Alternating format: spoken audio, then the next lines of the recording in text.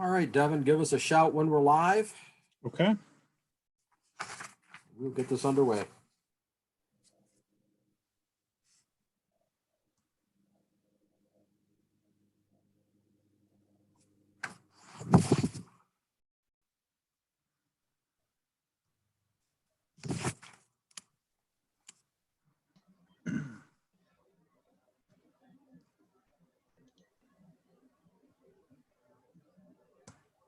Okay, the live stream is available. Thank you very much, Devin. All right, we'll call to order the July 20th meeting of the Tecumseh School Board. Please rise for the Pledge of Allegiance led by Ms. Becky Brooks.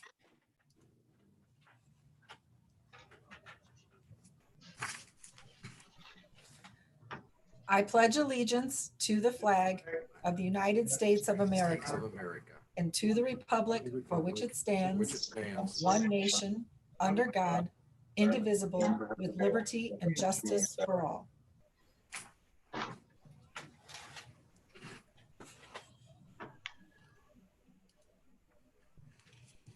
All right, first item on our agenda tonight, good news. The Tecumseh High School graduation. Mr. Hilderly, you had some prepared remarks. Yeah, let's talk about probably the best thing that's happened in Tecumseh Public Schools in 4 months. I know 3 of the 4 of you here were there on Sunday, and certainly have your own impressions, but I gotta say, I enjoyed a very good day yesterday reading social media posts and then sharing lots of congratulations. If you look back, just one issue of the Tecumseh Herald, as of a week and a half ago, we were still planning to use the outdoor stadium and splitting our group up into maybe 4 different groups with a couple of tickets per kid, and really concerned about how that was going to go. The student body was very interested in having their whole group together. And once Griff and I had the conversation about using the parking lot, it just went off in his head and he said, Rick, I got this figured out. Now I know how we're going to do this. And that was on a Thursday. And by Sunday night last week, he had all of the details. He had all the volunteers that he needed from his staff, which I'll say something about in just a moment. But he had his sound and video in place. He had the crane, the tents, the format, and then he worked that next week on the fine details with Mr. Dolson and with Mr. Anastasov, and again, all of the volunteers from the high school. Now, later that morning after graduation, Griff confided that some of the area schools that he's been in contact with, some of the principals lamented that they were having trouble getting staff members to come out as volunteers to help with whatever format it was that their particular school was going to deliver the graduation ceremony. And we did not. Griff had zero trouble getting volunteers, and had in some cases 2 and 3 people for every job, simply because they wanted to be involved and wanted to be a part of it. And we're so glad that they were. I have not had anything even close to a neutral comment or thought shared with me or read anything on social media. I think that the format and the way that it was organized and implemented was really, under the circumstances, the absolute best that we could do for our kids. And when you're doing that, if you're doing the best that you can, I think people really want to celebrate it. So congratulations, not only to the class of 2020 and their families, but to Griff and the staff at the high school for really hitting it out of the park with the graduation ceremony on Sunday.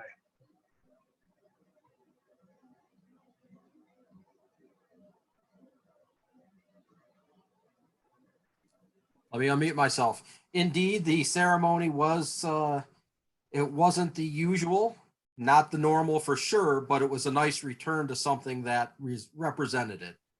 You know, it definitely felt like a graduation, and that was a wonderful thing to have after the spring we've had. Hold on just a second. I thought he did an amazing job. It was great. And we really enjoyed the senior parade. Maybe we should make that a normal thing. I've heard from several people attending graduation gatherings over the weekend that, gosh, that's if there's one thing that sticks through this, that might be a new tradition that we want to implement, and that would be great. The whole event was very well attended and well received and conceived, and be happy to have that be part of a new Tecumseh tradition. That was a lot of fun. All right. That is going to take us to our public comment. We had one person for the public comment. Let me get her admitted here to our meeting. Is she with us? Michelle, are you with us?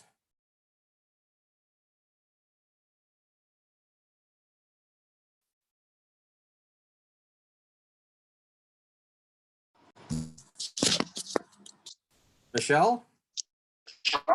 Yes, can you hear me?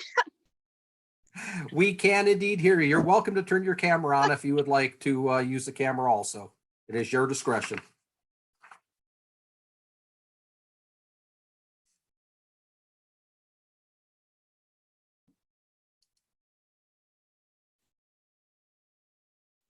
Okay. All right, good. We've got you. We can hear you loud and clear. Okay. So- I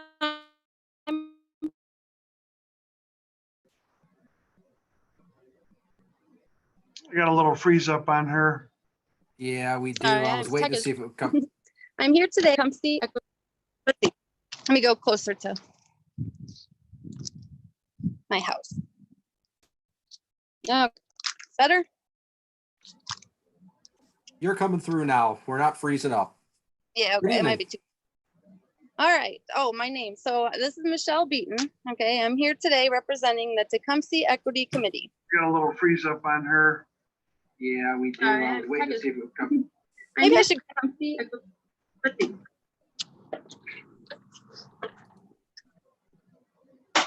Better? Yes, I think Better. you're good there. Testing, testing. Okay, try it inside. Our mission is to promote awareness and conversation around diversity, equity, and inclusion in Tecumseh Public Schools.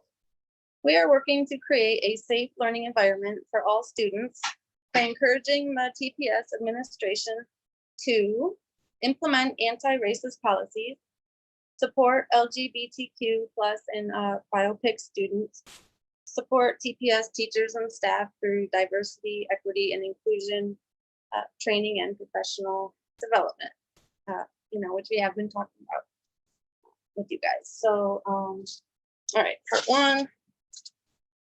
Okay, so I'm here today to encourage you to include the Neola language on racial harassment in all of the school handbooks. We need the student handbooks, which are signed by the students, to be updated to include detailed information that's written out for them to see, which outlines specifically what would constitute as racial bullying and harassment. Currently, there's only a small paragraph written out in the handbooks. And then at the end, it says to go to the district website, for more detailed information. So I've looked for it, and it is quite the process to actually find. And obviously, one would need, internet access, a device, and presumably some time and privacy to even be able to try to locate the information. So the students, we think, should be able to easily see this information and understand exactly what it is. They also need to know how to report cases and to whom. We already know that bullying and racial harassment is an issue here, and it should not be met with vagueness and be footnoted as not relevant enough to even be fully written out. schools have an obligation to create and maintain a safe learning environment for all students, which we know, you guys try to do. So we're recommending that the language for race and color harassment and national origin ancestry that is found in the Board of Education Policy Section 5517 be added to all of the school handbooks and to help support the safety and success of every student. And that is it. Thank you. All right. Thank you very much, Michelle. You with us? There you are. You're still with us. Yep. All right. Thank you very much. We will take your comments into consideration. All right. And we will hopefully see you when we return to our physical board meetings, hopefully sometime near future. Have a good night, Michelle. All right. Thanks for your time. You're welcome. Thank you.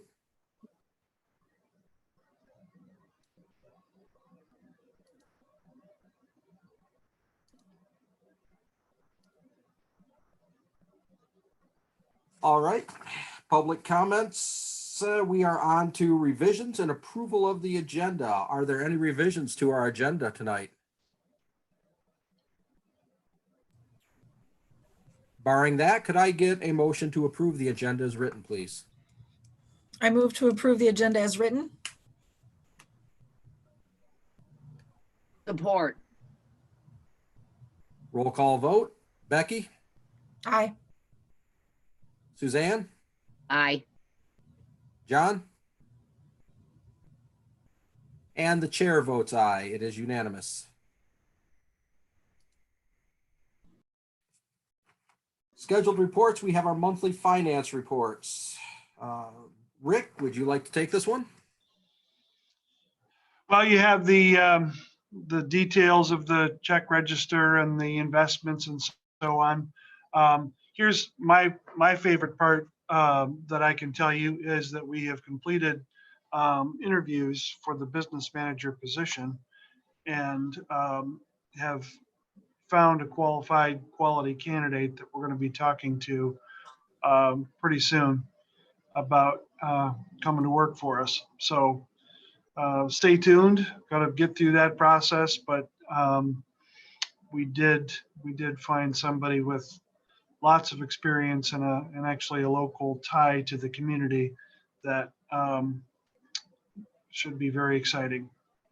Aside from that, I'll attempt to answer whatever questions that you might have from the information that was provided in your packet.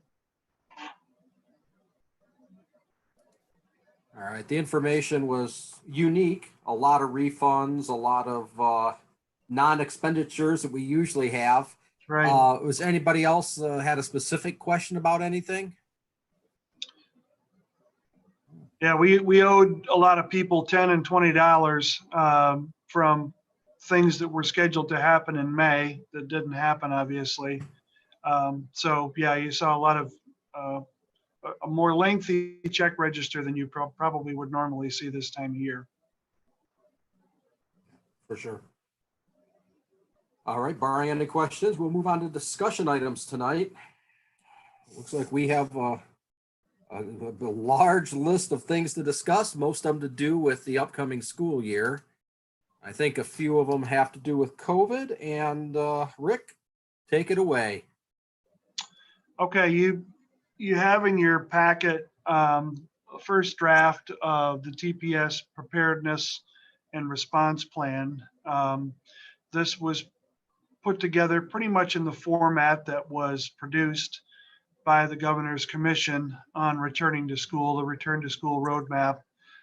That roadmap asks districts several questions, and they break it down into how do you plan to implement things if we are in phase 1, 2, or 3 of the pandemic, and then what happens when we move to 4, which is what we're in now, and then 5 and 6, which is basically post-pandemic.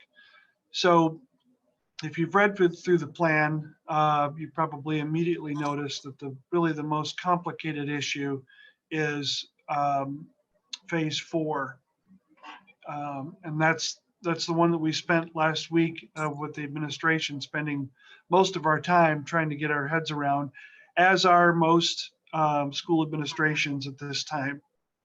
From moving from 4 to 5 is not that terribly critical. Most of the requirements just drop down to strong recommendations, and then the strong recommendations drop down to recommendations. But in our plan, we will really address the issues the same pretty much across the board in phase 4 or phase 5. Dropping back into phase the 1, 2, and 3 area, that just requires us to not be in person, so return to distance learning. This time around, with accountability and with attendance, and not under some of the same guidelines that the state had under the continuity of learning plan. So certainly a much more rigorous plan if we do have to follow the distance learning portion of the plan. And then phase 4, there are things in the plan that are still going to be very difficult for us to figure out. Some of the items that are in phase 4, actually, I'm going to be careful to try not to discuss them, because they're actually things that the association has indicated they would like to negotiate because it has to do with their working conditions. And I think that that's probably going to become an issue not only in our district, but in our county and probably statewide as these plans get developed. So stay tuned. I will try to keep you advised on that. There are only, in the plan, there are only 2 areas in which the district has chosen not to follow the requirements or the strong recommendation. In this case, there are 2 pieces that are called out toward the end of the plan. One of them has to do with social distancing, and one of them has to do with the wearing of masks, both of which are in the aforementioned category of potential negotiation items for working conditions. So I won't discuss much about that at this point, just that we have some tentative plans. This is, as it reads, a draft plan for the board to consider. The requirement is that boards approve their plans on or before the 15th of August, and our next meeting is scheduled for the 10th of August. Therefore, it was necessary that we put this in front of you for this July meeting so that we could bring it back for further discussion and action on the 10th. And I can nearly guarantee that there will be changes between now and then, not only related to negotiations with our own association, but based on the conditions that as we move further into August that we may or may not be in. So there's lots of detail in there. You've only had the weekend to read it over. If you have any preliminary questions or opinions about it at this point, I can certainly take notes and write down what your questions might be, but I may not have solid answers for all of it at this point. The draft that we presented to you is the draft that the entire county of schools was provided. We're trying to work through this plan in a similar fashion. We have students who share LISD facilities, and we have LISD staff who report to a variety of facilities around the county. So we're trying to keep conditions in each of the districts very similar, if not exactly the same. So the format that you're looking at tonight is the same format that folks in Onstead and Blissfield and so on and so forth, their boards should be looking at as well. So that's kind of a general overview. I know that you probably have some questions and thoughts, and like I said, I can write those things down, and maybe I have an answer, but maybe I'll have to get back to you with an answer later on. All right, John, you had a question or comment? He answered it for the most part. I just wanted to make sure that we were doing things similar to the other districts, you know, in the LISD. Because that was one of our concerns, is we didn't want, you know, one school doing things differently than others and creating, you know, some competition, I guess is what it would do. Yeah. One thing that I want to mention, this is somewhat related to what you mentioned, Mr. Bensing, but regardless of whatever phase we're in, whether we are allowed to be face-to-face and it's phase 4 or phase 5, or if we're in phase 3, regardless of whatever the situation is, our Tecumseh Virtual Academy allows us to provide an online service with high quality that will transfer back to our curriculum in person throughout this pandemic. So, you know that I have put out a survey to the district, and we have had remarkable response to the survey. Over 2,200 of our 2,700 students are represented by the answers in this survey. So it's a highly reliable survey. And what that is telling us is roughly 30% of parents are very interested to see what our online learning plan is like, and could potentially opt to start the school year in the virtual setting. So the Tecumseh Virtual Academy we've had it for 10 years. It's got the curriculum.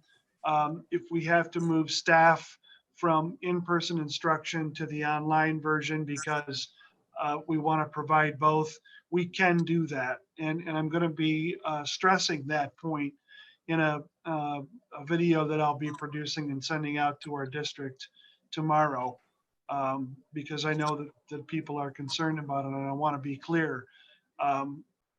This doesn't have to be an either or choice for people, that we do have the ability to go online, even if we're going to offer in-person instruction. And I bring that up related to your question, John, because many of the districts in the county are scrambling to create what we already have and have been doing for several years. And that is a virtual academy of their own. But Tecumseh Public Schools is poised and ready, and we'll be promoting that fact not only within our organization, but outside as well. The second half of my question deals exactly with that, and that is, have we started doing signups, and are we going to get the information out there to have a sign up start date and end date so we have time to get staffed properly? Yeah. I don't want to do that too early, because honestly, I want to just caution parents to wait another week or 10 days and let's see what conditions are going to be like when we start the school year. Lansing Public Schools was the first district in Michigan, and I know Ann Arbor Public is very much considering this, but some schools are already considering starting the school year in an online environment. So if that becomes the case, then there isn't a need for people to change their registration to TVA. So I am going to ask parents to give it a little bit of time, and let's see what conditions are like in a couple of weeks. It's very fluid, changes potentially by the day. And the registration process to move them over to the TVA is not very difficult. So waiting until the first week of August should not cause them any concern. There will still be plenty of time to get them registered and for us to develop a staffing plan.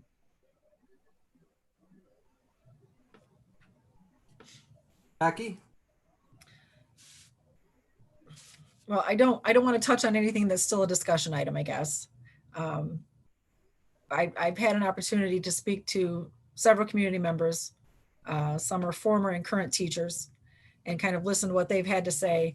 And so what I'm hearing from you is let's wait till August 1st to see where we're at before we have this discussion. Is that what I'm hearing? Well, I don't mind having the discussion, and I'm happy to share information with people. We've got a really, really quality virtual academy, and I'm happy to move people over if that's what they want to do. But I do feel like we're in phase 4 right now. If you looked at phase 4 as a continuum, on that continuum, I would say as we sit here on the 20th of July, that the state of Michigan is closer to the phase 3 end of that continuum than we are the phase 5 end of that continuum. And that's why I encourage people to just wait a few more days and let's see which way that trend goes. If people are careful and keeping distance from others and so on and so forth, and our numbers restabilize, then we should talk seriously about, okay, who's comfortable with moving forward and who would like to be in the online environment. I just don't think on the 20th of July we're quite there yet. We're just not past the halfway mark of the summer. Even though that school start date seems imminent, we're still about 7 weeks away. So I'm just going to encourage people to give it a little bit more time and wait and see, because there is time right now. That's fair. I think for literally the hours of time that I spent, the main thing we discovered was every can we open is a can of worms. Every hole we go down is a rabbit hole. There's more questions than there can possibly be answers right now. It's definitely a bit of a minefield, but we're doing our best to cover every possible contingency. There's just a few things that we need to know in order to provide answers, and I think the most important one of those is funding. Of course. And right now, there are ideas out there, and there's a plan that's being tossed around, but nothing's been approved. And until we know exactly what dollar amounts we're going to have to implement things, many things are up in the air. And I mean, of course, that's to be expected. One of the biggest concerns is, we had the big concern last year about the cleanliness at Compass. With that having been a problem pre-COVID, right? You can imagine the level of concern now. If we couldn't, and I know we're looking at changing that, the way that's done, but that's a piece that needs to be really shared, I guess, as to how we're going to handle that. And the thing that complicates that a little bit, I know because you've looked at the plan, but the cleaning protocols that are required, ask us to do some disinfecting when kids change classes. Right.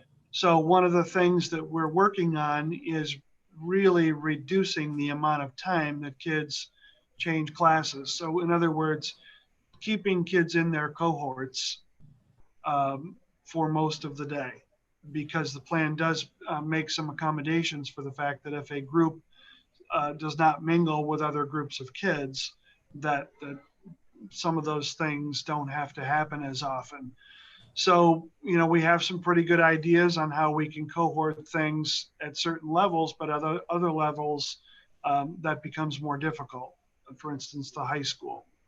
So getting those cohort issues worked out and figuring out just exactly how much cleaning that we're going to have to do is one of those question marks that all districts that I know of, that I've spoken to, still haven't wrapped their heads around.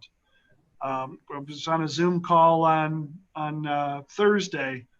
Actually, the entire administrative team was watching that Zoom as well, where we heard two of the members of the governor's panel admit that they don't see how in-person music instruction, specifically band and choir, how that fits in with social distancing. So I've got to have a conversation later this week with our music instructors to talk about, instruments like trumpets and so on that emit potentially respiratory droplets, singing in a small area, that sort of thing. So there's Well, while we're having that discussion, let's find out how we're doing football then too.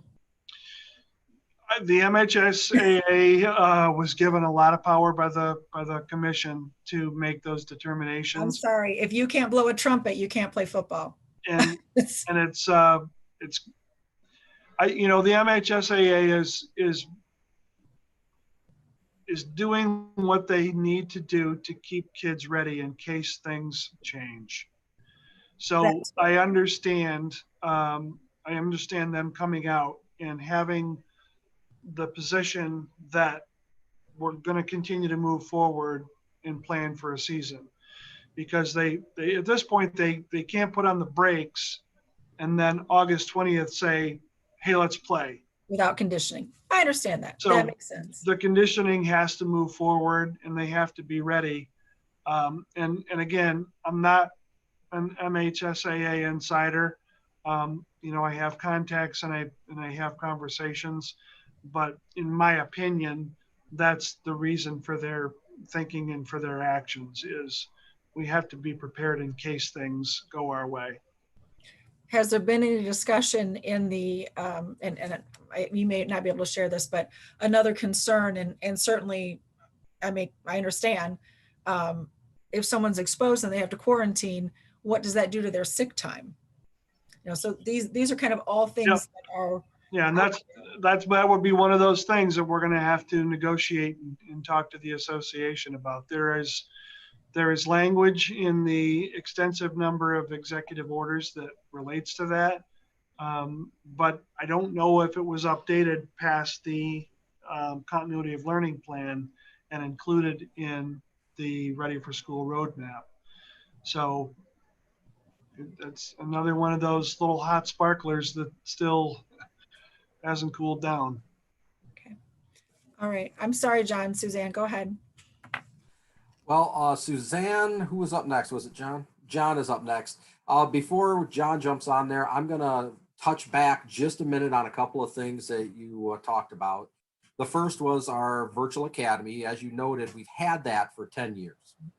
We've got plenty of background in it and an established program.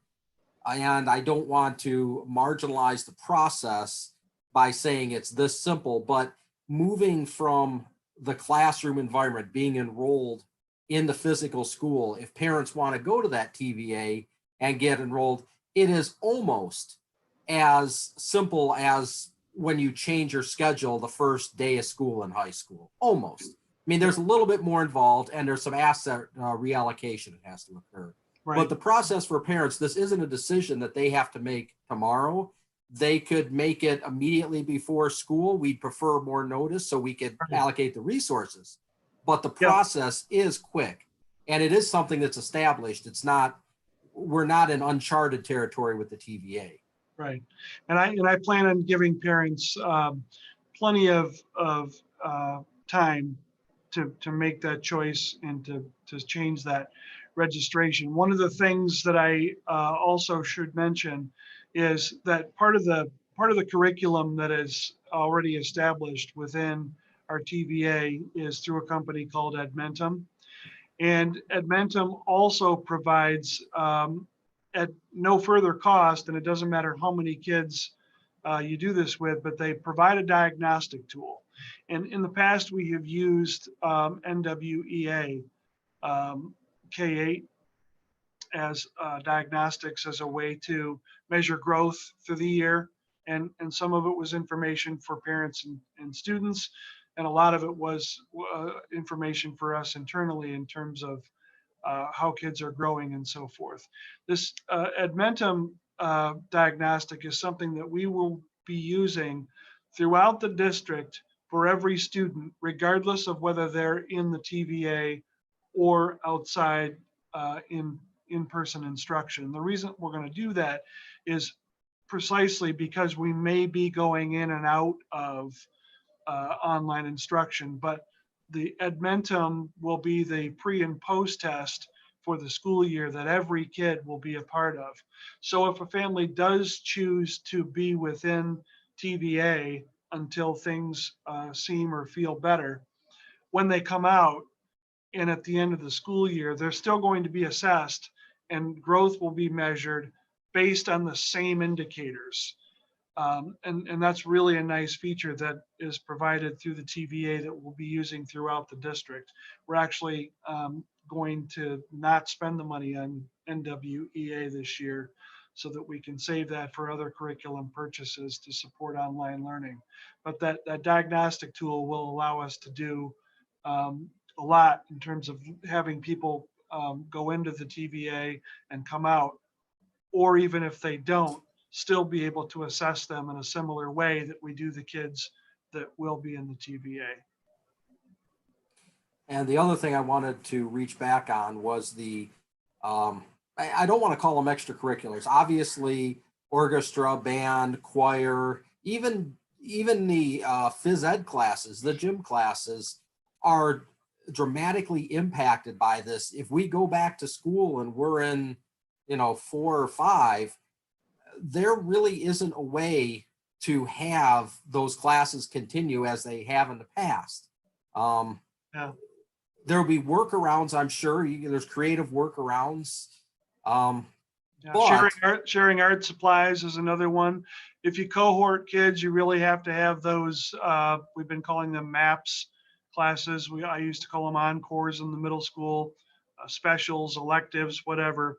But if you cohort kids, then you really have to have those teachers coming into the classroom and not kids going out. So those are logistical things that still have to get worked out in detail.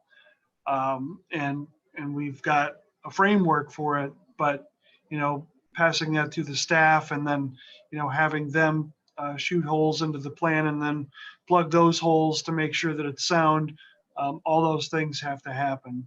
And we know that we can get it done and will get it done, but right now there's still lots of questions that aren't going to be able to be answered right away. But the preparedness response plan is what the state wants us to have ready to say, these are the conditions we're going to work under and that we're going to hold people to. And that's what we filled out. And to that end, it is important that we get that information out there to the parents and community that wherever we are in the school, if we're at social distancing, kids 6 feet apart and wearing masks, that's going to carry through to, and it's going to, again, dramatically affect things, school field trips.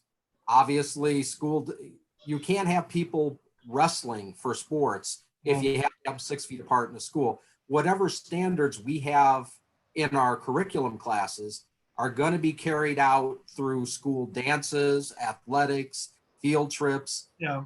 It might indeed cancel some of those things while we're in that state. It's important to note that going back to school does not mean going back to school as it was or what we consider a normal school with all of the attributes. Right.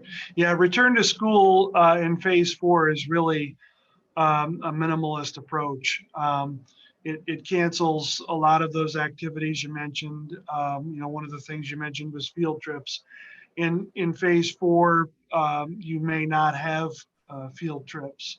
And we carried that in our plan. We carried that it's a strong recommendation in phase 5, and we carried that into phase 5. If we got that far, we still wouldn't have any field trips. That's just one of those mines in the minefield that you can control and see coming. So you just don't plan for it. Don't take the risk. John, you had a comment?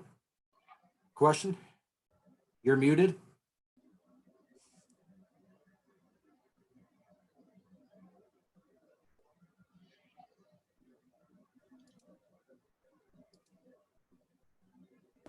Yeah, Rick Rick had mentioned something about some larger schools like Ann Arbor and Lansing going, just choosing now to go to straight virtual. And I just want to make sure that we're going to look at this a little bit differently than some of those bigger districts like Lansing and Ann Arbor because of our location and just the effect that this has had on our area, and not necessarily jump to following schools like Ann Arbor and Lansing, depending on what they choose. The other piece of the virtual academy that you were hitting on, I'm not so worried about the sign up piece of it. I'm more worried about the infrastructure side of it, to make sure we have staffed properly, to make sure that we have enough computers for the kids that need them, to make sure, I don't know if we're going to have bandwidth issues with the servers or anything like that. So there's more to it than just the sign up piece of it that I just want to make sure we don't miss, because, quite often when things like this launch, it's the first day and you've got people calling in, trying to get logged in, and it can be a disaster. So the more time we have to plan, I think the better off we'll be.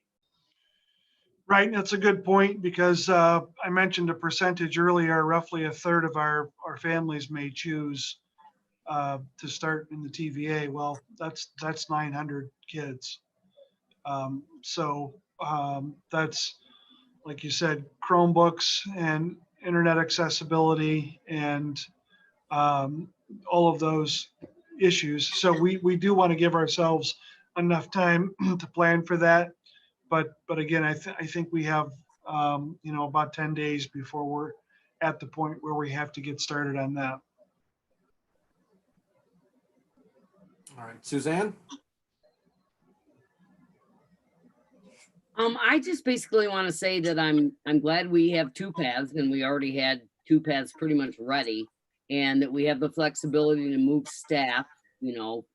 If teachers feel unsafe coming back and they feel like they're compromised, maybe they can, move into the internet or the virtual academy side of things. But I just want to stress that we follow the science and that we stay, in our lane, of course, with safety precautions, and that we offer something as close to normal in every respect, and that we make it even, whether if it doesn't make sense that you can blow a tuba, but you can wrestle, of course, that's a problem. If you can wrestle, you can blow a tuba. So I don't want to shortchange any of our students for any, whether it's art or music or a sport. I want to do it all if it's within our reach and to the best of our ability with the precautions we have to take. And I want to follow the science, and the science tells us that this population, and not so much the teachers, but the children, are at an extremely low risk of this virus, and that we need to do what's right by them. I worry about the 3 months of school they've already missed. And I was really glad to hear, Rick, that you're going to be watching these students and making sure we do everything we can to make sure they haven't missed anything or haven't fallen behind. And I'm glad we're interjecting a lot of common sense here. And I just think we need to follow the science, and we need to provide as close to what we have always provided as possible. And that's really all I have to say. Right, and that I mentioned that diagnostic, and that's exactly in this case why it's important to use the tool that we're going to use, because it does allow us to really focus on the individual needs of each kid.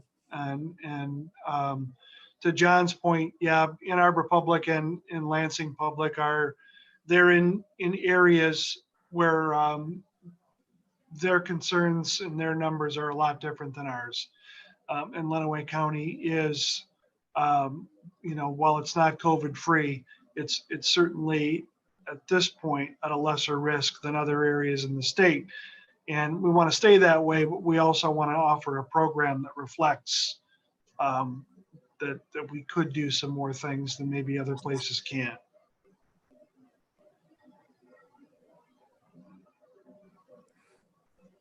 All right, we have any more on the topic of our return to school roadmap? The next time that it'll come up at the board will be the first meeting in August, but that won't be the next time that you hear from me about changes that we may add to the plan or details for families. And then again, I'll be talking with various members of our staff to just make sure that we have as many things organized as we can. Hopefully it'll run as well as our graduation did. Hopefully. All right, let's move on to our draft building handbooks. For this, we actually have copies of last year's handbooks. The changes to them mostly carry forward from our updating of our school district policy and board policies. The handbooks weren't really out of date, but our policies we know were. And as we update the policies and we get current on language, that's going to bleed through. And that's primarily what has happened here. Rick, would you like to touch on a specific point or two? Well, you've got the document. Luckily, the list of changes district-wide are only about 1.25 pages long. The first one has to do with early learning center and the building of choice requests. We're really going to try to isolate that to just a very few circumstances that are outlined there. A parent working in a particular building and wants to take their own child there. We do have staff that sometimes transfer around based on their position in the district. Or the next item might be a student bus pickup. Perhaps a family member or a daycare is in a different area of the district, and they can select a building of choice based on that. And again, we're really only talking about the ELCs that have the building of choice. Or they may be grandfathered because a previous family member went through that school and then a family home has changed locations and they want to return to the place where their other siblings are going or have gone to school. But those are going to be the restrictions that we're going to implement in the handbook language about choosing buildings in the ELCs. The STEAM Center handbook will remain in place for 1 more year. It'll primarily address grades 7 and 8. So anywhere that it refers to East, it's really referring to the 7th grade students that will be housed at Compass. We'll update as much of that as possible, but it really makes more sense to create the new middle school handbook that will be in place for 21, 22.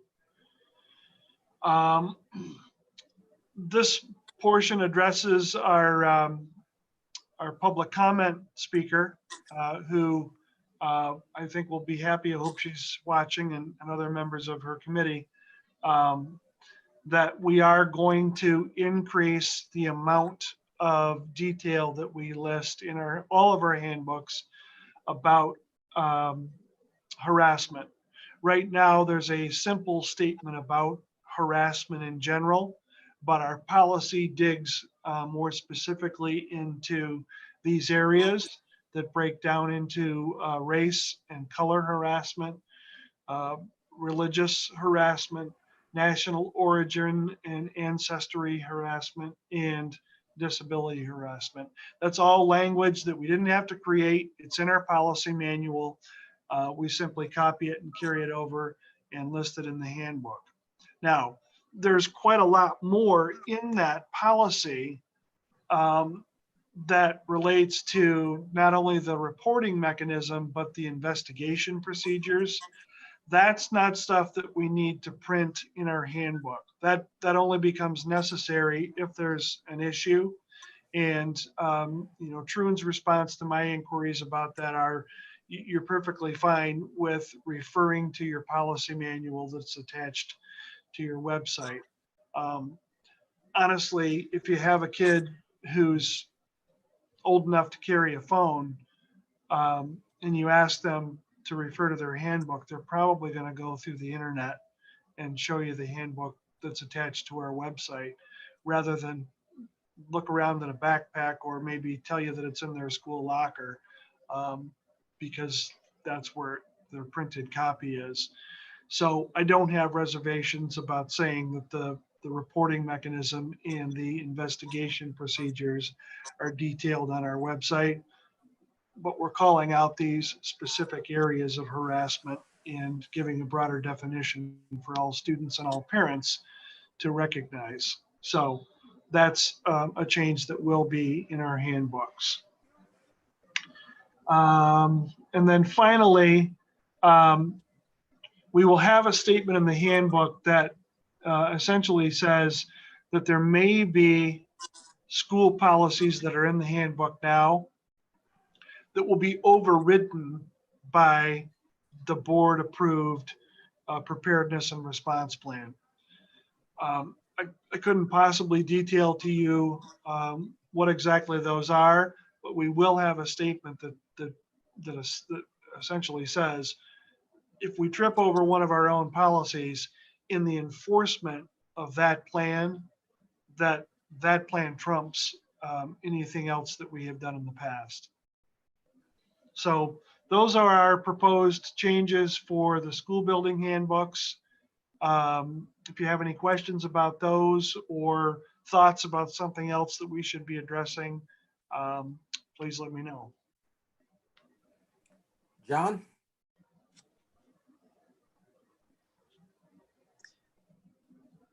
I just thought maybe something that might enforce this a little bit, or, you know, drive it down to the kids a little bit more, would be to have a signature page where the student and the parent both sign that page, make it the front page or the back page of the handbook, and have them, you know, return it to school and hand it to their Right. homeroom teacher.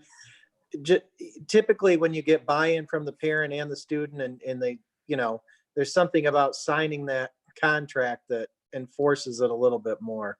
Right. There is, I believe that there's an acknowledgement page in each of the handbooks now. I believe it's toward the end of the handbooks that that we have had them go to the website and download. I think that it'd probably be simpler if we just sent the form to them through our Blackboard alert system, and they got a direct email, and they wouldn't have to go looking for it. Yeah, something that makes it simple. Agree.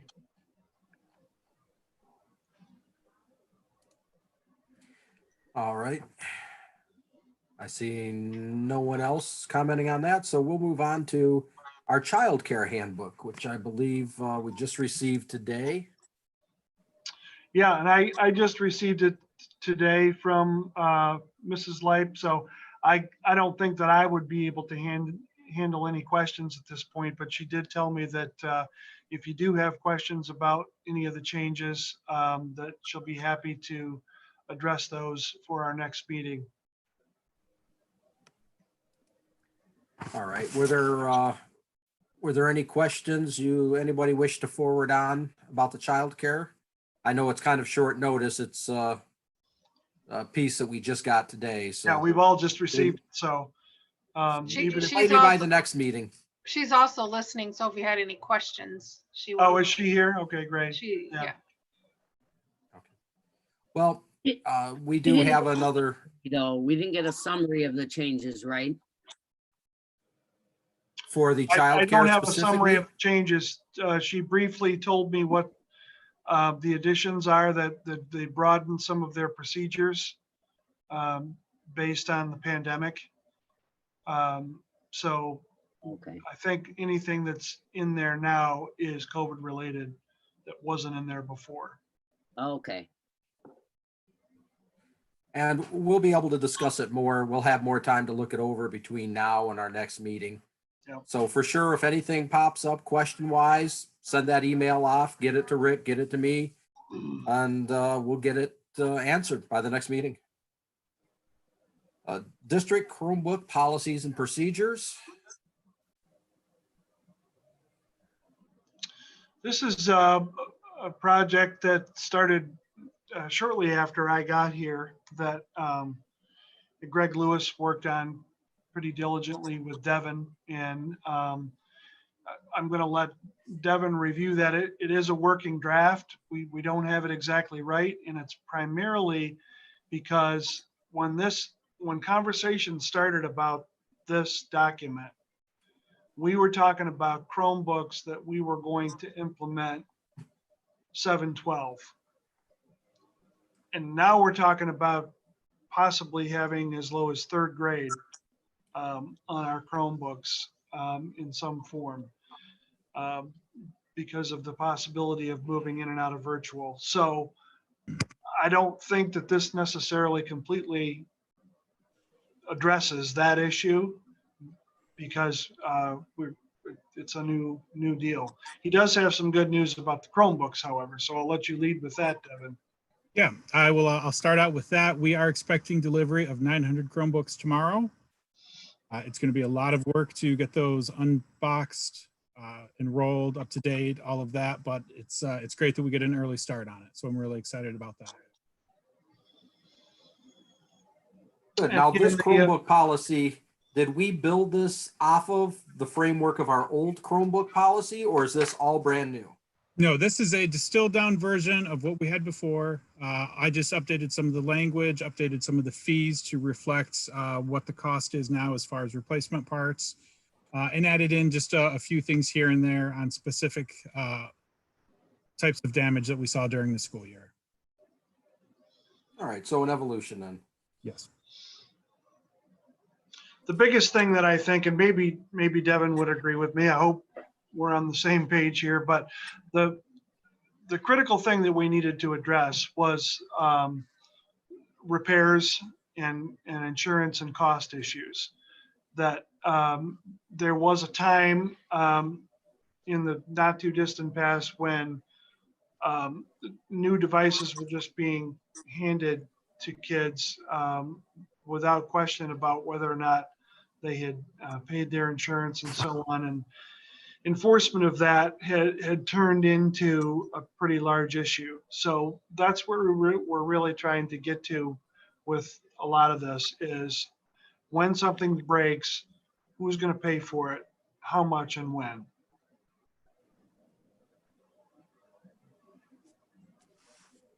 All right. Are there any other questions about the Chromebook policy?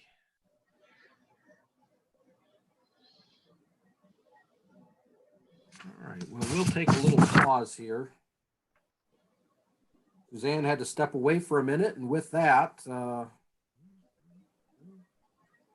we have definitely lost a quorum. I think I would prefer to wait until she gets back to her screen before we continue with the meeting.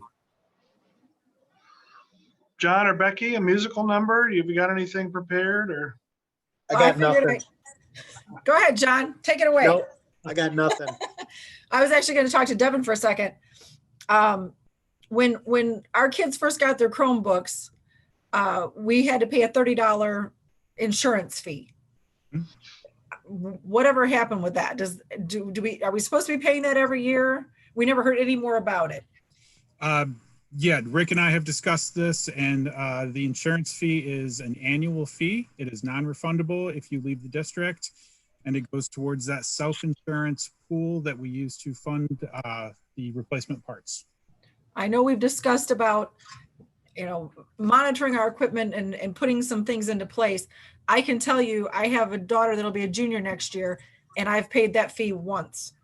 Yes. And you've replaced her machine once. Yes, so there wasn't a standard policy across buildings. There was a lot of miscommunication at the beginning of last year.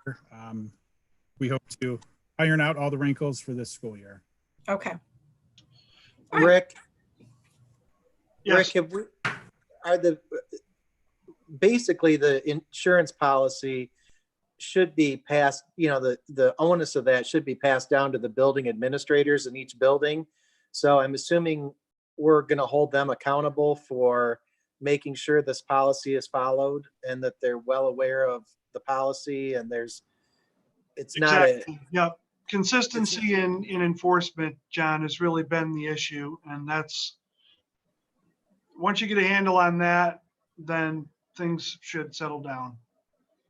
Yeah, I think the issue was at the building level was where the inconsistency was. So Agreed. I'm assuming we won't have that issue anymore. We are both assuming that. And I can actually make that happen. So We're Good. counting on it. Devin, there had been discussion about having like monitoring, tracking on these devices, so we know that the device being turned in, and there's some kind of accountability for that.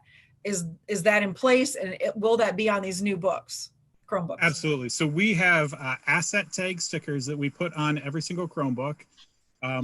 We're still debating on whether or not we're going to tag the power supplies. We're not sure if that's worthwhile, because of the monetary value of that. But absolutely, every device that goes out is tagged, and we keep right now it's an Excel spreadsheet of who was issued what repairs take place on each device, how often. We track all the details. Okay, thank you. Devin, we had It talked looks earlier like- about pushing this into the management of the inventory and repairs into the new maintenance management system that we introduced to the district last year. Is there any plan to get that going? I realize before school might be a tall order. Yes, so we're still working on the details of that. The problem is time. At some point, it would be nice to carry all of that into the asset management system. Just getting it done right now. All right. I assumed it was time related. Yes. John? Going back to the whole power supply issue, is there a way that we can get the kids to label or write on their power supplies? Because I know that one of the issues that I've heard of is that kids are constantly saying, well, I don't know which one's mine, or, I left mine at home, or whatever. What if we had the kids, first day of school when they get their Chromebooks, write their last name on their power supply with like a silver Sharpie or something that won't rub off? We could do that. It's a little bit time consuming to clean off ink or labels when we reuse these power supplies down the road. Ideally, what we would like is for the students to charge the devices at home the evening before. A properly maintained Chromebook should hold a charge all day with no problem. So ideally, the charger would stay at home. Maybe we should stress that with the Chromebook policy letter. Yes, I'm almost positive that's in there, but I will confirm. Okay. yeah, Maybe put it in huge letters. yeah.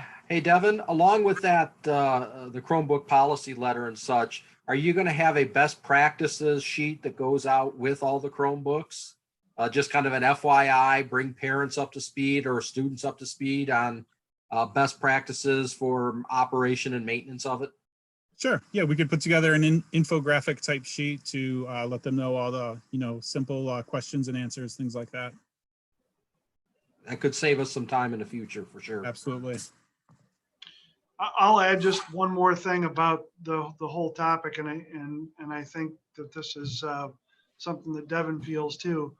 Most of our kids don't have Chromebook issues. Most kids they won't have a repair or a break, accidental on purpose, mischievous. Most of our kids negotiate the process just fine. Yep. The ones who do have those problems, there's a percentage that have enough so that we have to address these issues. So a thanks to everybody who's doing things right, but these things go into place for the ones who don't, and it's a minority. Yes. All right. I don't see any other questions or comments, so thank you very much, Devin. Welcome. We're going to move on to our 2020-2021 athletic ticket prices and athletic participation. This is it's a necessary document, and it's all in question at this point still. So It could very well be a moot point, but the board needs to address it regardless. So it's in your packet. No point in kicking it around too much. It's just there for approval in case we need it. and indeed, there's nothing spectacular here. It's the usual, $5 adults, $2 kids. No big changes there. The only real changes are the pay to play fees that are in there, pay to participate. And those aren't really striking. I think they're actually lower than they are in our neighboring counties and districts. So nothing spectacular there. I think we've already discussed all those before. Any questions? Comments, concerns? Going once, twice. On to food prices. I don't, Terry, the food prices didn't change, right? Yeah. So they're in Just in line. case they're there in case we have school. Yep. And, even if we're in the virtual environment again, we're still probably, we're going to follow through with food service. I don't know what the circumstances around that will be, but we'll certainly be prepared for any contingency with this approval.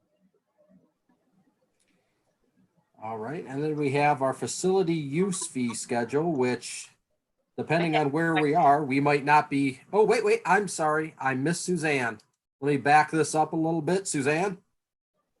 Yeah, I just had a question for Rick. I wanted to know if I heard they were being flexible with the food and that, it could be possible that kids might eat in their own classroom and that food service would use carts, maybe like hospitals use, and deliver the food right to the room. Yeah. That's true? Yeah, that'll be part of the plan that we'll implement. That's also part of that cohorting of kids, is to take the food to them so that they're out of their classrooms as little as possible. It's possible to use the cafeteria for food service as long as you socially distance. But when you do that and for lack of a better term, you basically cross-contaminate, because you're bringing cohorts of kids who have spent all the rest of their day separate and bringing them into the same location. And that changes some of the requirements in the plan. So our approach is to not use our cafeterias for eating. Yeah, I just thought that was a good I idea. should say, except at the high school. Right. I just thought that was a very good idea, and it was a good solution to, they're not mingling so much. Yeah. So that'll drastically reduce. It was always, I think, an excitement when fourth grade kids came to fifth grade at the middle school, the amount of choice went from 2 lunch choices to several different things that you could eat. But that's unfortunately going away for not only kids, but folks like me. The reduced number of choices, and going to try to implement a program through maybe a Google Doc process where kids sign up. And again, this is an assumption that we're in person, but they would do their lunch sign up the afternoon before and for the next day, so that they could prepare their food counts and give them more time to get things set up. Well, kind of like you would do at a hospital setting. You choose your food, you pick from a menu, and then you choose the day before or whatever. And then Without all the sickness though, right, Suzanne? No sickness. All Okay, right. Sorry about that, Suzanne. Moving on to our facility use schedule. This is another item that we have to approve. The fees for anyone to use our facilities. However, it should be publicly noted that if we're trying to keep our buildings clean and we're worried about the health of our students, we're probably not going to rent out our buildings a whole lot and have groups of people come in. But the facility fees are there, and I don't think there's much of a change there. Is there, Rick? There's not. Same as they have been. No change, Jim. Should there be a change for increased cost of cleaning? Well, if it comes down to that, I think we're just not going to rent them out if there's that much risk. That's going to be the bottom line. We're not going to.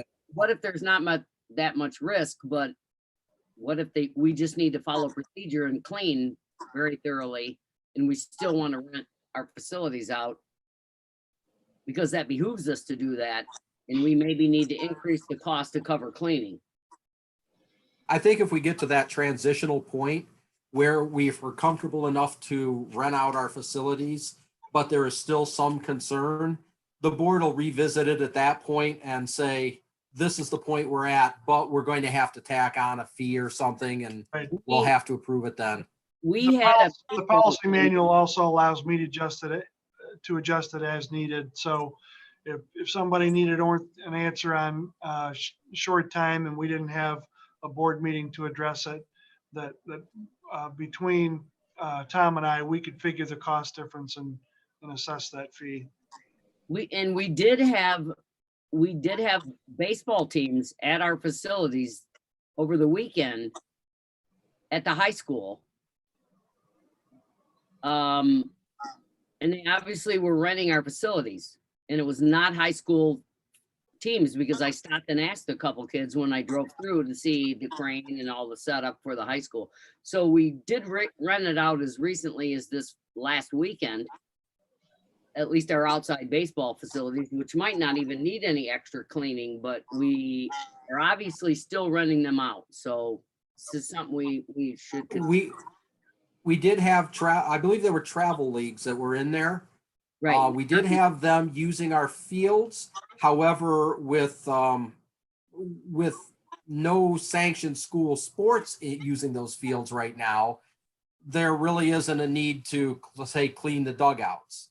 You know, it's just sort of we're renting our outside facilities, not inside, and they're facilities that we're not using. But if they're renting our outside facilities and we need to clean the dugouts and charge them for that, then we need to put Yeah, that. they're self-clean, pre and post. Okay.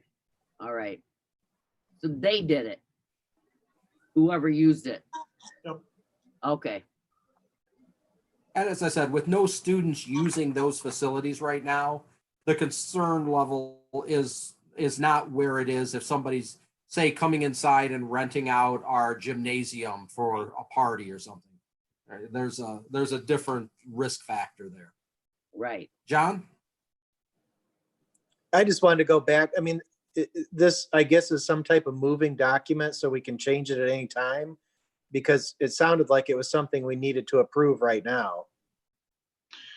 If we approve it at the start of the school year, and those are our assumed costs, but if our costs go up, you have the ability to adjust that fee schedule anytime.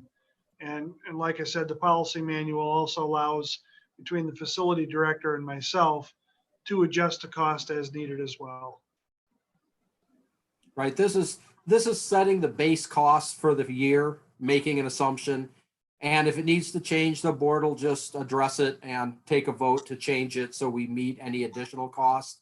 And in the short term, they have the authority at the administrative level to change it if it needs to be done in a hurry. So it's like anything else. We have the authority to change it mid-year or anytime we feel like it, just based on need. Yeah, it seems easier to make the changes now instead of putting additional things on the plate of Rick and other people to, go back and adjust these prices for the cleaning fees. Because I agree with Suzanne, it's going to cost more money to rent out facilities. So I get that it's kind of a moot point, or could be a moot point, but also we don't want to have our administrators chasing these rental requests around to figure out what they actually should charge versus just having it taken care of in the beginning. Rick, how many rental requests do we get? Well, currently none, but during a normal school year, our facilities are full. Anytime that we're not using them, somebody probably is. Rick, might I suggest that as part of our COVID response document, our planning and preparedness document, maybe we should include in there a moratorium on renting our facilities unless we rise to a certain rate of safety, whatever stage you want to call that. Definitely not in stage 4. We should not be renting it out, but just putting something in there, and that'll kind of alleviate the question. And there won't have to be calculations, because it'll be clear that we're not renting them out when we have a heightened risk to our students. Because that's really the bottom line Okay. here. If we Yeah, have to clean that hard, we shouldn't do it. we can look back into the executive orders and see if there's already a language about that that eliminates it. So I'll advise the board at the August meeting, and there's plenty of time to, if you wanted to put off the decision until the 24th of August, we're still outside the start of the school year to do that. So I'll get you more information about how we might address it. All right, thank you, Rick. Any other questions, comments, concerns? All right, our last discussion item is, no, I'm sorry, next to last. We are on the proposed board meeting schedule, which is here somewhere. Hold on just a second.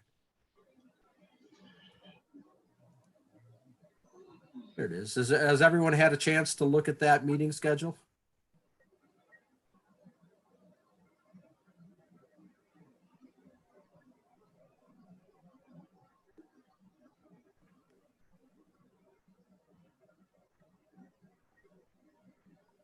John, have you had an opportunity to look that over? I haven't. All right, well, I think, I mean, it is what it is. We all try our best to get to every meeting, but we're obviously not always going to make it. So. Yeah, there's really nothing new in there. Second and fourth Mondays, unless it involves a holiday or a vacation that it falls on. I mean, one of the things I will say is when we first started this 2 meetings a month, our process was going to be to discuss items in the first meeting and vote on them in the second meeting. And I feel like we're just continuously discussing and voting. So we really haven't stuck to that original plan. I don't know if we're ever going to get to that point. And sometimes I don't know if we necessarily need 2 meetings a month. So it is what it is, but the original purpose of the 2 meetings a month was to discuss items in the first meeting and then vote, have time, have that 2-week period to research them and then vote on them in the second meeting.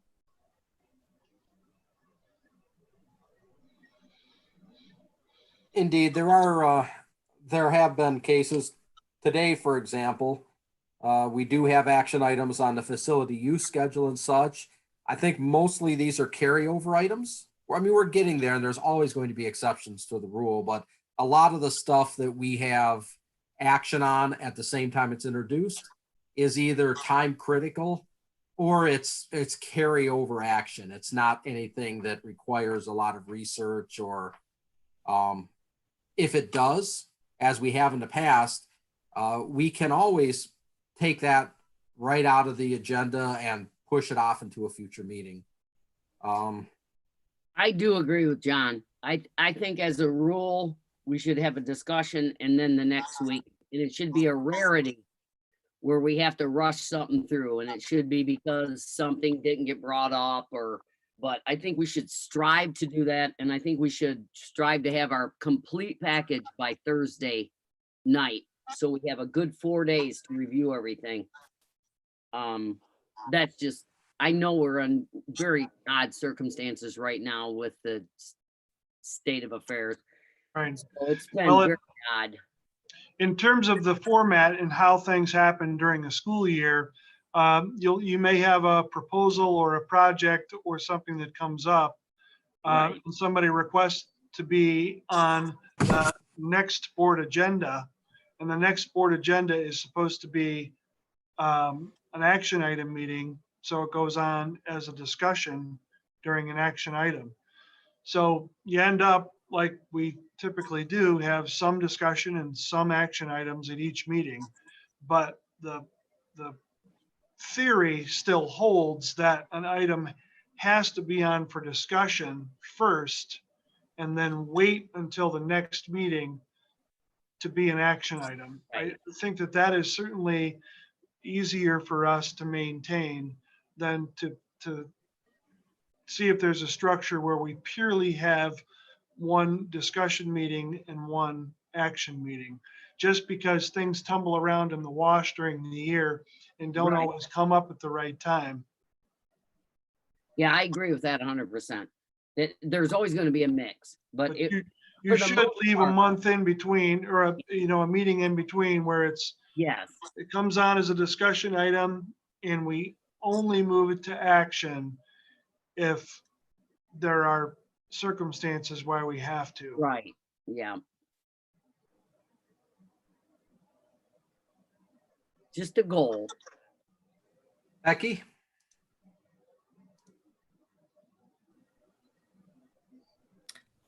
I was just gonna say, I think Rick has worked to try and make that a regular practice for us. There's been a couple times that he's made mention of that he's putting something on as a discussion, and we'll have to, wait until the next meeting to act on it or whatever. And of course, things don't always fall perfectly. But I do appreciate your efforts in that. I note on here the location, of course, it says high school because we're not utilizing the board office. Provided we get to do this in person again. Did you have a location in the high school in mind? The media center. Okay. You don't like the media center? Well, I don't think we ever tried it with the mics that we have now. It used to have horrible acoustics for us, so. Oh, okay. Yeah, we can definitely address the sound system. Okay. That's, yeah, that part, we can figure that out. Certainly because the sound system that's in our boardroom here doesn't travel. It's fixed. I think that we'd be better off if we invested in a portable system that doesn't matter where we meet. The sound is going to be good. I thought we purchased that system to use elsewhere. We did prior to Rick's arrival have either the boardroom system that went mobile, or we had a new system. I'm not sure which it was, but we definitely upgraded from the single microphone. Remember the pass the microphone game? Yeah. We upgraded from that, and we definitely did have, I think it was the same system. The microphones, I think, were the same ones. I don't know. It might have been going portable with far too much equipment, but it is something that was being done prior to your arrival. I'm gonna rely on Devin and say I know that we can get sound quality to improve in that location. Hey, Devin. And if not, we have our scapegoat. We do have a portable sound system. Okay. Okay. You remember how bad it was in the media center. You couldn't hear anything. So Yeah. Yes. We've been in that setting, I think 3 times in my experience here. 2 of them were for interviews. yeah. And then once we had a meeting, and I didn't necessarily love the setup in any of those. So we'll work on that format so that the setup works well. But you got that screen down there that can pull down. That's a great way to present things. We just have to logistically move some shelving around and some tables so that it's board meeting ready on a bi-weekly basis. Okay. Thank you. But I'm pretty sure that we can address sound. Devin's good with those technical things. That's why he's the tech guy. Good. All right. Moving beyond our meeting schedule, we have the review of the annual memberships and appointments. Kevin, I had something else. Oh, I'm sorry, John. I apologize. I even raised my hand. Yes, you did. I'm over here juggling the live stream and the meeting, and I'm going to lose something. It was you tonight. 2 things. We might want to think about moving these meetings to the cafetorium in the high school for social distancing and, just because it's a bigger area. That's a thought. I know we've done a few things in there before. My other thought on the scheduling is that maybe we do every other month as a 1 meeting month. So 2 meetings the first month, 1 meeting the second month. Because I feel like when we first started this process, we had to have 2 meetings a month with everything going on. Now that we've got Rick here, life's calmed down a lot. The 2 meetings aren't always necessary. So just a thought, if we went to 2 meetings 1 month, 1 meeting the next month, I think we'd get the same amount accomplished. And if we always have the, emergency meeting, if we have to have one for some odd reason. All right, Becky. I don't disagree with John, but I'm kind of wondering maybe with the COVID stuff, maybe this year we leave it as 2 and look to doing that next year. Just a thought. I think it's very reasonable to say that we could reevaluate it when we get to the January organizational meeting. That would probably be a good time. We'll have the first half of the year under our belt with the COVID, and we'll know, well, where we sit at that moment. Things might calm right down, or they might be just as hectic as they have been. So that'd probably be a good time to reevaluate it at least. Well, COVID's going to be gone November 4th, so we'll be Sweet. fine. Can't wait. Can't wait for that. I would suggest that it is a little more simple to cancel a meeting than it is to schedule one. So that if business looks light and the board chooses, you're only required by law to have one per month. So we can keep our options open and decide from time to time if there's light action. Yeah. I agree with that. I say 2 per month, and then we lighten it up if we need to, like Rick said. All right. Let's move on to our last discussion item. We have our review of annual memberships and appointments, which, wait a minute.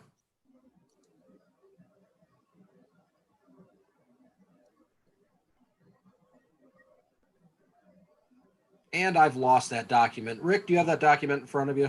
I'm looking for it. Which one is it called? Oh, if Terry, I you knew that, know- I could probably find it. I've got, maybe I should scroll down. Oh, there it is. 2021 All right. You know what, Kevin? It's at the bottom. It's the meeting schedule is a 2-page document, and it's the second page. Ah,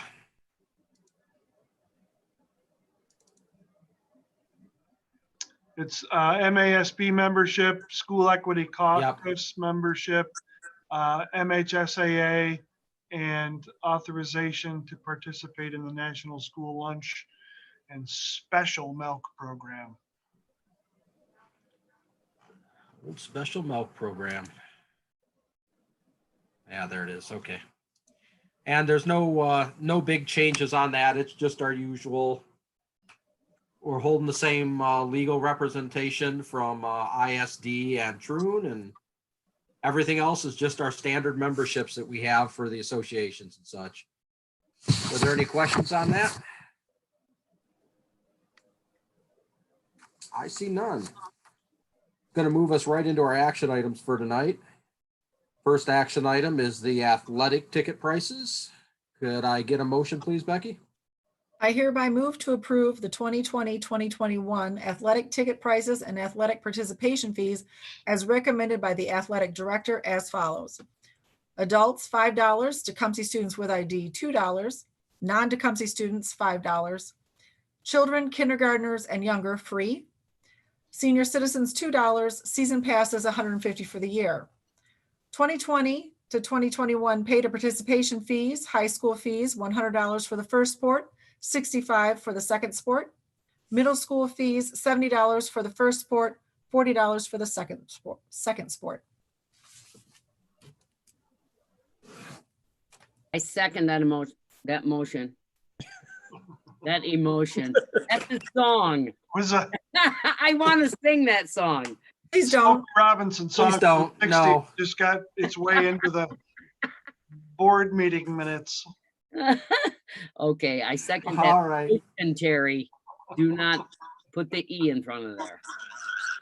All right. We have support by Suzanne. Roll call vote. John? Yeah, yep.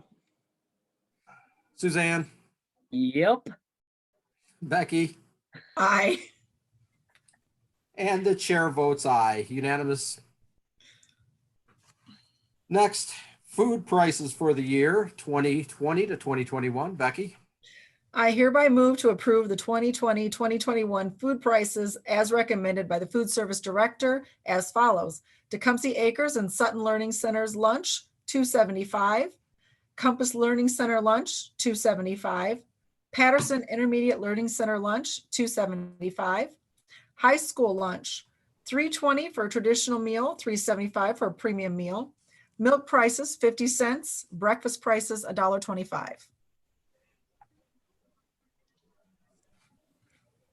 Could I Support. have some? Okay. Roll call vote. Becky, Aye. Suzanne, Aye. John. Aye. Chair votes aye, passes unanimously.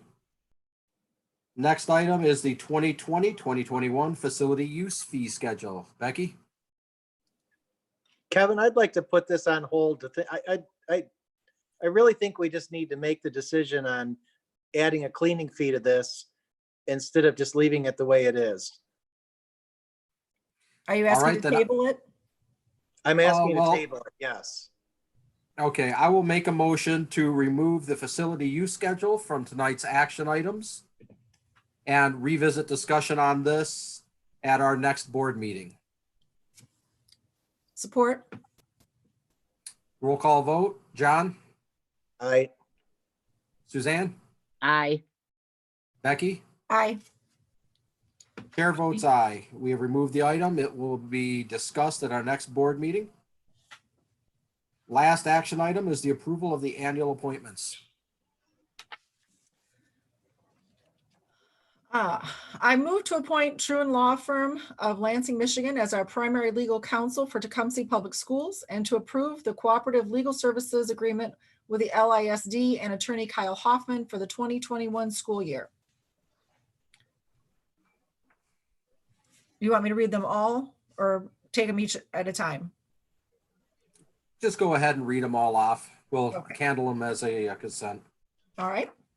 I move to name the following banks or depositories for the various funds of Tecumseh Public Schools for fiscal year 2021.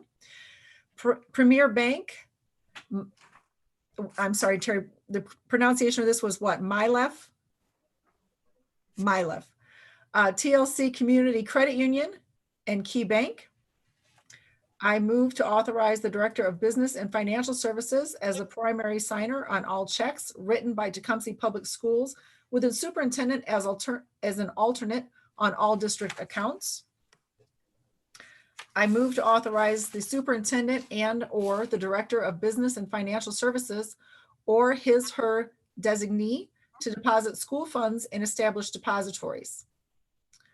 I move to authorize the superintendent and/or the Director of Business and Financial Services or his designee to make investments of available monies from the several funds of the district and transfer monies as needed.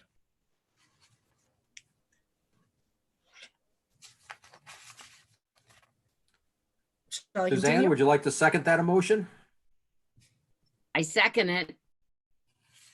Roll call vote. John, Aye. Suzanne, Aye. Becky, Aye. and the chair votes aye. Passes unanimously. There's a Next item on continuation- our agenda.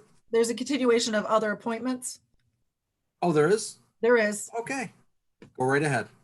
I move to appoint the board's elected secretary or designee to serve as chief election officer for the Tecumseh Public School District. I move to appoint the board's elected secretary or designee as the board's designee to receive and officially canvass the nominating positions for board candidates in the annual school election. I move to appoint the board's elected secretary, the superintendent, or his or her designee to serve as the board's designee for posting legal notices pursuant to the Open Meeting Act. I move to appoint the superintendent or his or her designee as the designated person for the district to oversee the responsibilities of the above referenced act, which is to coordinate for Title VI of Civil Rights Act of 1964, Title 11 of Educational Amendment 1972, Sections 504 of Rehabilitative Act of 1973, Age Discrimination Act of 1975, Title II of Americans with Disabilities Act of 1990, and McKinney-Vento Homeless Children's Act. And lastly, I move to authorize the superintendent or his or her designee to serve as the district's designated coordinator of Michigan Public Act 25 of 1990 requirements. Could I get support, please? Support. Roll call vote. Becky? Aye. Suzanne? Aye. John? Aye. The chair votes aye. Passes unanimously. We'll move on to our consent agenda. Becky?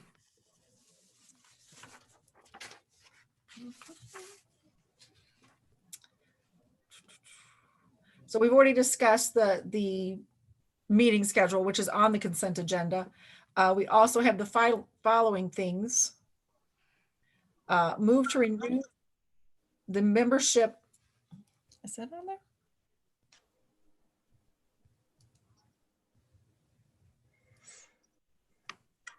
They were listed on the other sheet as things to review. So this is just the consent where they're all listed again. Right. There's the specific board memberships though. Are those in the consent agenda, the MASB and all that? Mhm. Okay, my apologies. I didn't see that on the list. So we have the organizational items being that the new meeting schedule, which of course will be present on our website. We also have a move to renew membership in the Michigan Association of School Boards for the 2021 school year at a cost of $5,363. A motion to renew the membership with the Social Equity Caucus for the 2021 school year at a cost of $1,000, which is based on student membership count. Also a movement to renew membership in the Michigan High School Athletics Association for the 2021 school year. And to authorize the superintendent or his or her designee to apply for a continuation of the district's participation in the National School Lunch and Special Milk Program for the 2021 school year. Support. Roll call. Becky? Aye. Suzanne? Aye. John? Aye. Chair votes aye. Consent passes. Becky, did you have the minutes from our last regular board meeting in the consent agenda? Did I miss that? You know what? It was not on there, but that was part of the consent agenda as well as the check registry. My apologies. No problem. Let's do a motion and get those properly approved then, please. Here it is. It was at the bottom of a different sheet. I hereby move to approve the consent agenda, which includes the following items: the 2021 board meeting schedule and board memberships as stated, minutes from the regular board meeting of June 22nd, 2020, and the June 2020 monthly check registry. Support. Roll call. Becky? Aye. Suzanne? Aye. John? Aye. The chair votes aye. Passes unanimously. And we have action items again, which I did not notice. We did not have any further action items, so let's move on to the superintendent's report. Just a couple more things beyond what I've already talked about tonight, the preparedness plan. The Building Futures Committee will have another meeting prior to our next board meeting, so I'll be reporting on that. That committee is doing a lot of work away from the table, asking me lots of questions. I've had several conversations. They're very interested, very concerned about getting good information. So I'm really happy with the group of people that we've put together in the way that they're taking this seriously. So expecting a real positive outcome from that group. As I mentioned earlier, got a candidate that we're going to begin talking to about accepting our business manager position, someone with a good deal of experience in the similar position in other districts. So that's exciting. The first thing that that person will be doing, aside from talking to the board about budget amendments, if we do have more budgetary detail from the state government. But they'll be filling out the hires in their office concerning HR, payroll, and accounts payable and receivable. And this person has experience in all of those areas. So pretty confident they'll come up with a good plan. We're hoping to be in our new location at the high school in our new offices, probably the last week of July, first week of August, as the high school gets prepared to move the counselors out and move our group over there. So just a couple more weeks in this building. Some of the items, CLC and Learning Cove and things like that, they're going to be able to leave things in here to be stored.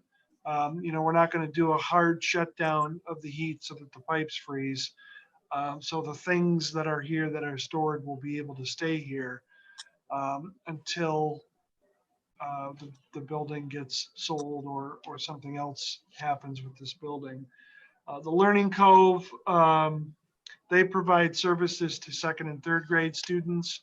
So it's still a pretty good location for kids to walk across from Compass if we're in person. If, of course, we're not in person, then they may consider performing their services online.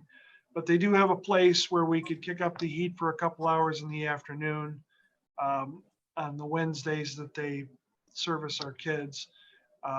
So like I said, the heat won't be totally off, but it'll be greatly reduced. And then earlier we talked about some of the handbook changes and the guest on our comment area suggested trainings for implicit bias. And I want to make a mention that we have a voluntary book study going on this summer for all of the employees in the district.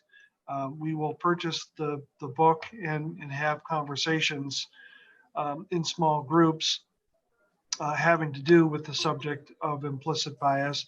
And then we have about a 90-minute online training that will take place in those PD days before the school year, also relating to the topic of implicit bias. So it's definitely an interest that an issue that we're interested in and concerned about. And the school system has always been a place where kids should feel safe and receive equal treatment, regardless of any circumstance or otherwise. So we're moving forward with that. I think the number one thing having to do with bias of any kind is education. And as educators, it behooves us to make sure that we are up to date in our understanding of how bias affects our lives. So those things will be happening before the kickoff of the school year. That's all I have to report on, aside from the topics we've already discussed. All right, thank you, Rick. Items for the next agenda. We have our 2020 and 2021 district calendar. We have action items, which include the Michigan Safe Schools Return to School Roadmap, the COVID discussion. We have the building handbooks for approval, the child care handbooks, and the district Chromebook policy should be buttoned up and ready to be approved.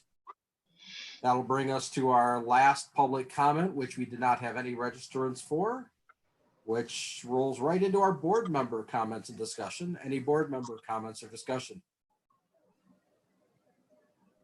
Any of them? Anybody? Suzanne? I would like to thank Griff and Rick for an awesome graduation celebration. It was just very, very good. I mean, it was hot, it was a little windy, but it was an awesome job. It was very well done, and the staff stepped right up to the plate, and I was glad to be part of it. It was really, really good. Really awesome. And thank you. I'll accept that on behalf of Griff and his folks. So they did most of the work. And Great. I would definitely second that emotion. Yeah, there you go. Very funny, Becky. Oh, it was a great Indeed, job. I- I'm The I'm very graduation. impressed. I'm Yeah, sorry. The graduation felt as close to normal as it could possibly have felt. It was a very welcome Did. cap to the Yeah. school year. Yeah. I think one thing that it outpaced its traditional rival was the ability for the parents to come right up to the podium for a photograph. You know, That's not that's typically what the- happens in graduation, and I think people really got excited by that. no, and you know what? I've been to a lot of concerts where they have a photo line. And you might want to consider that when we move back indoors next year, hopefully. That you Right. might want a photo line for the parents. Yep. Get a picture of their kid. Yep, it was fun. It was It was very fun. equally gratifying. I could see the smiles through the masks on the kids, and I could tell the look on the faces of the parents was just ecstatic. So it was wonderful to be there. No, it was definitely a great job by all. All right, that brings us to our last item tonight, our adjournment. Can I get a motion to adjourn, please? So moved. Second, All in favor, say aye. Aye. Aye. This meeting is adjourned at 8:48 p.m. Thank you, everyone, and have a great night. Thank you. good night,